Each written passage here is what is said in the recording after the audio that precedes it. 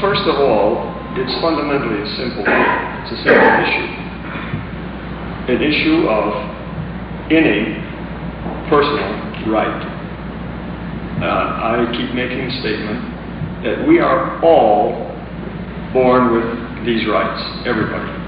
Somalis, Afghans, Zairians, Eskimos, and us. These rights are innate. They can't be taken away, ever. They can only be obstructed. You can only be prevented from exercising them, which is the tragic history of humanity. But we're still there. I'm not a real history buff, but maybe I can be corrected on this. As far as I can fathom or remember from what I've read, the freest time for human thought and action was in ancient Greece. Thank you. As far as I know. And in fact, I think the freest time was in ancient Alexandria, the old Hellenistic period in North Africa. We haven't reached that level. Of course, you all know we slid back badly during the Dark Ages, and we really haven't recovered yet. Let's not flatter ourselves. We don't have the personal freedom of thought and action that the Hellenists in ancient Alexandria had, and the Greeks of Hippocrates' day. True, they had slaves, black slaves and others, captured in war. But you must understand they weren't hypocritical about it. They said these were not human. They're property. And they acted accordingly. Now we would say, well, that's immoral. We wouldn't probably do that today, but just a short 200 years ago or so, 180 years ago, we had the same thing. Our Supreme Court said, these blacks are property, they're not human. You see, we're still struggling to get free, to get our freedom that we should have had long ago. We don't have the freedom of ancient Greece. We are still struggling to get out of the Dark Ages. This is a matter of rights. What is the most fundamental right? You ever ask yourself? Now we have certain so-called inalienable rights. I guess the revolution, so-called, from the Dark Ages started with the Magna Carta, which wasn't much, but it was the beginning. And culminated, we are so proud to say, in our Bill of Rights, the Constitution. Now you have the right of free speech, of assembly, of religion, I guess, and some others. Which is the most fundamental right? Depends on the time and place. Even they are contingent. They are conditional. All of them are precious. And at one time or another, in everybody's life, generally, one of them becomes paramount, the most important. So what's more fundamental, the right of free speech or the right to choose not to suffer? If you're healthy, you'd say the right of free speech, because most of our people say it. But if you're terribly afflicted and suffering, I don't think the right of free speech would mean much to you. It all depends on where you are and what's happening. And that's what's wrong with eternal, inflexible ethics. Remember, everything in human life is invented by human minds or human hands. And to invent something, call it eternal, inflexible, and then try to make nature fit is dangerous, to say the least. This is the problem. Now, religion has some eternal truths, and they're inflexible. That's fine. In this society of ours, we have limited freedom of religion. We don't have total freedom of religion. We have total freedom of Judeo-Christian religion.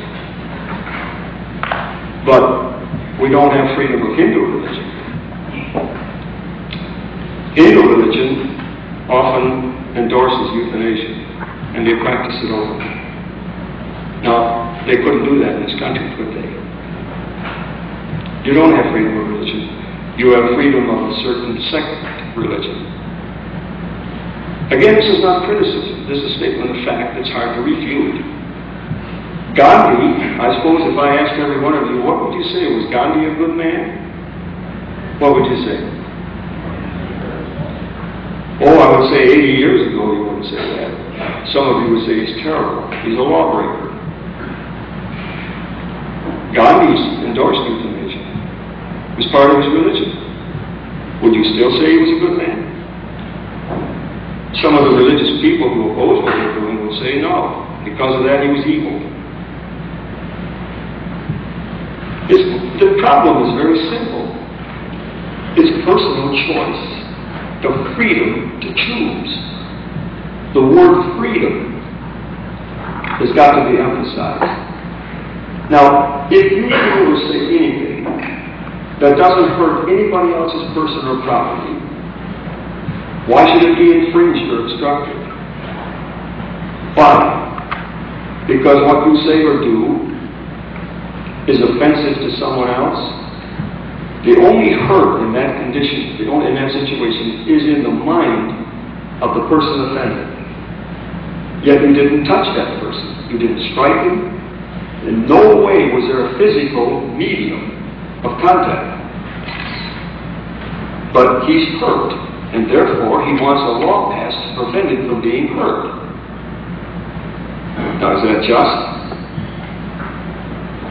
So society could function very well without laws or government if everyone could, by human nature, which is possible, in an ideal state, adhere to that one statement. Say or do anything at any time, as long as you don't hurt someone else's personal property. Couldn't society be nice? Would you need laws? Would you need government? Would you have wars? But that's contrary to human nature. We have a sort of an evil streak. We're all children. We're like little children. We're uncontrollable sometimes. So you need laws for the smooth functioning of society. But what are your laws based on? Are they based on sectarian dogma of some kind, philosophy? Or are they based on a rational, common sense assessment of human existence in an empirical nature around us at the time and in the place? Remember now, in Nazi Germany, they imposed a certain dogma. And by the way, many historians consider Nazism a religion and not a political movement. They imposed a certain philosophic dogma, promulgated as laws, duly enacted on that society, and tried to impose it on the rest of the world. And they thought, well, we're obeying the law. But what is the basis of the law? The Nuremberg Tribunal said, you've got to follow your conscience. If the law is unjust, immoral, it must be disobeyed. Now, how would you judge if the law is unjust or immoral? Well, if you use a religious basis, you're going to have trouble. You're never going to have a consensus. And that's part of the problem we have today. If you use a secular basis, it becomes easier, but not very easy to solve, but easier. That one rule area, as long as someone else's personal property is not hurt, it's allowed. That, if you use that as a basis of secular law, you would have far fewer conflicts and a far, I think, more peaceful type of coexistence in the world. Again, it's idealism, and I'm not naive enough to think that it's going to come about. But at least you've got to understand where the problem is, what the cause of it is. Now, this is a form in a place of worship. I personally am agnostic. I am not anti-religious. I don't know. I'm being honest. I don't know. Where did we come from? I don't know. Where are we? Even the physicists don't know. And where are we going when we die? I don't know. Now, if you invent something that says you know, fine. I'm sure it makes you feel better. And I wish I could join you because I feel uneasy. I could feel much better with an answer given to me that I could accept honestly. I cannot. I'm a scientist. I get spend most of my life, and I just cannot accept it. Now, why should I obey a law based on something that I can't accept? That you accept. When fundamentally, you say you don't know because you end up with the word faith. I never ridicule that. But even Aquinas said that. Beautiful argumentation, you know. Beautiful. He's extolled, he's praised for his wonderful philosophical works. And he ends up with one word, faith. Well, he could have begun there as far as I'm concerned. See, one should never ridicule another's philosophy or judgment or anything. But it can't be used as a basis of universal secular law. That's got to be based in nature. We would have far fewer laws on the books if we worked that way. What happens today when you have a crisis born of the mistake in the way we've taken as a society? Not just a society, throughout history. What do? You pass another law, right? You've got tons of laws on the books. You've got more gun control laws coming. You don't enforce them. You can't. You have a child, 10-year-old boy carries a loaded gun to school. Boy, we did that in my day. We wouldn't do it again. But today you do. You have laws that you don't enforce. And then you use intimidation by passing more laws. And you learn that intimidation doesn't work, especially with certain personalities. I'm saying things that you all understand and already know. There's probably nothing new about it. This is a simple issue. It's not a matter of assisted suicide. That's an ugly word anyway. I don't like it. It has a negative connotation. It's assistance to end suffering. It's better. Euphemistic maybe, but better and accurate. You can't say, doctor, I want to end my life. Help me. Won't work. You can come to a doctor paralyzed from the neck down, or someone bring you to a doctor paralyzed from the neck down. Say, doctor, I've had enough. I want to end it. Won't work right away. Why do you want to end it? What's the condition? How long have you been that way? What's the family say? Do you have any children? Have you thought this over? You see, it's assistance to end intolerable and irremediable human suffering. People say you can do it yourself. Well, not in the case.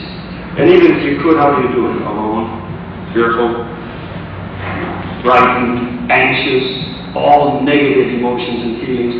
Is that good when it can be done better? It's better with family, loved ones around, at the right time, in the right way, with professional help. That's better. If we treated animals the way we treat suffering human beings in many of our medical institutions, you would be jailed. Now, why can you do it? Why do you get away with it? You know what? One word. Sanctity. Because the human is sacred. You can't have the same compassionate treatment that an animal gets because the animal is profane. Now, is sanctity a given?